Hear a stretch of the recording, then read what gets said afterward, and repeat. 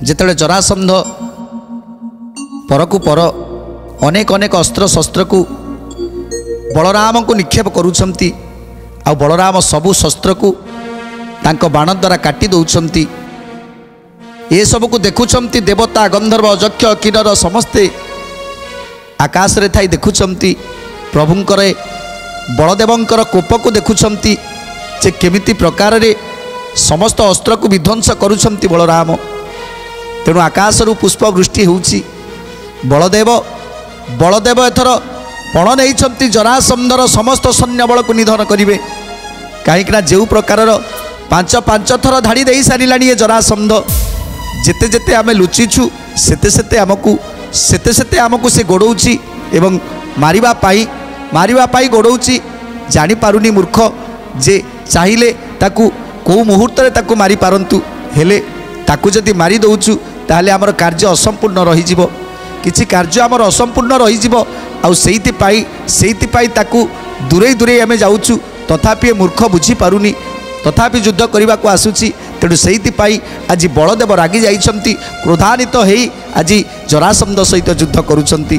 कोपानल हो जाइछंती बलराम जरासंध सहित युद्ध करुछंती। जेतेले समस्त अस्त्र को काटी देइछंती सेतेले जरासंध मध्य क्रोधान्वित हो जाइछि। तापर कोन कले जरासंध देखी जरासंध कुजे न स्फुरई किछि अनेक लज्जा पाइला संकोचन बसी। गोविंद माधव कृष्ण श्री मधुसूदन गोविंद माधव कृष्ण श्री मधुसूदन। छयानई शस्त्र राजा देखुछंती रई राम संगे जरासंध समर करई। राम संगे जरासंध समर करई राम संगे जरासंध समर करई। सहस्र लक्ष जे कोटि अर्बुदनी खर्ब देव शस्त्र आदि करी प्रहारिले सर्व। गोविंद माधव कृष्ण श्री मधुसूदन गोविंद माधव कृष्ण श्री मधुसूदन। बिंदी बिंदी बड़ हानि हेला नूरपराण राम अंगे नभे दिला तुछाएला तुण। गोविंद माधव कृष्ण श्री मधुसूदन गोविंद माधव कृष्ण श्री मधुसूदन।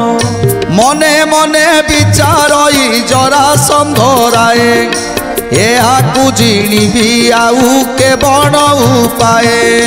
एहाकु जिणिबी आउ के बण उपाय एहाकु जिणिबी आउ के बण उपाय।